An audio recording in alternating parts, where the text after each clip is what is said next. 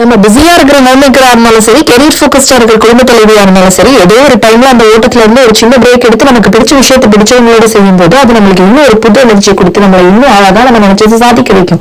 அது மட்டும் இல்லைங்க, நமக்கு பிடிச்சவங்களோட நமக்கான நாளைக்கான நினைவுகளையும் நீங்க நம்ம உருவாக்கி அதை சேமிச்சு வச்சுக்கிறோம். அப்படி என்னோட பிஸியான ஓட்டத்துல இருந்து எனக்கு ஒரு சின்ன பிரேக் எடுத்ததுனால இந்த கிரேட் இங்கிலீஷ் கிச்சனுக்கு லீவு. ஆனா கிச்சனுக்கு தாங்க லீவு, நம்ம வயிறுக்கு இல்லையே. அதனால நம்ம இங்கிலாந்துல என்னெல்லாம் சாப்பிட்டோம் அதோட ரிவ்யூ பார்க்கலாம் வாங்க. காலையிலேயே நாங்கள் ப்ராப்பர் பிரேக்ஃபாஸ்ட் சாப்பிடலாம்னு சொல்லிட்டு ஒரு இங்கிலீஷ் ரெஸ்டாரண்ட் சூஸ் பண்ணிட்டோம். அங்கே நாங்கள் ஆர்டர் பண்ணினது வந்து எக்ஸ் பெனடிக்ட் ஃபுல் பிரேக்ஃபாஸ்ட், அப்புறம் இதில் இருக்கிற டர்க்கிஷ் எக்ஸ், இது மூணு தான் நாங்கள் ஆர்டர் பண்ணினோம். ஃபுல் பிரேக்ஃபாஸ்ட் தான் பிரிட்டிஷர்ஸோட இங்கே பாரம்பரியமான பிரேக்ஃபாஸ்ட். இதில் பர்கர் பன், ஆவகாடோ மேஷ், எக், ஹேஷ் ப்ரௌன்ஸ் வந்து உருளைக்கிழங்குல பண்ணுவாங்க, அப்புறம் சீஸ், இதெல்லாமே இருந்தது.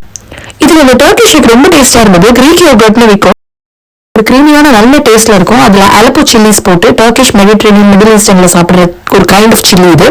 இதுல ஒரு ஆயில் ப்ரிப்பேர் பண்ணி இதோட போச் எக்ஸ், அதாவது முட்டையை உடச்சி தண்ணியில போட்டு வேக வச்சிருந்தாங்க.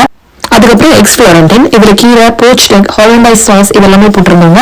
இந்த ஹாலண்டைஸ் சாஸ் வந்து முட்டையோட மஞ்சள் இருக்குல்ல, அதுல lemon juice, cold water, salt, pepper எல்லாம் போட்டு மிக்ஸ் பண்ணி பண்றது. எல்லாத்தோடையுமே இந்த ஹார்டான சோப்பு பிரெட் இருந்தது. ஸோ அது பயங்கர டேஸ்டா இருந்தது.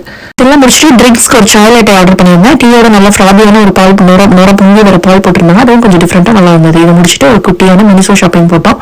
அதுக்கப்புறம் லஞ்சுக்கு வந்து ஒரு ஃபிளாட் ரைஸ் நூட்லும் ஒரு சிக்கன் கியாசா மட்டும் வாங்கினோம். நூடுல் பிடிக்கல, பட் அந்த கியாசா நல்லா தான் இருந்தது. இது நார்மலாக சைனீஸ், ஆனால் நம்மளோட நேபாளிஸும் இதை வந்து பண்ணுவாங்க. நார்த்லாம் ரொம்ப நல்லா விற்கும், ஒரு ஸ்நாக் மாதிரி. ஸோ இதை அடுத்து நான் வீட்டில் ட்ரை பண்ண போகிறேன். ட்ரை பண்ணிட்டு நான் ரெசிபி சீக்கிரம் ஷேர் பண்ணுறேன். எல்லாம் முடிச்சுட்டு நைட் இன்னொரு வீட்டில் சாப்பிட்றேன்னு சொன்னேன். பட் என் ஹஸ்பண்ட் வேணாம், இன்னைக்கு ஒரு நாள் கிச்சனை பண்ண டென்ஷன் இல்லாமல் இங்கேயே சாப்பிட்டு நிம்மதியாக போய் தூங்கலாம்னு சொன்னாங்க. சரி ஓகே, அதுவும் நல்ல ஐடியாவும் ஒரு இந்தியன் ரெஸ்டாரண்ட் போனோம்.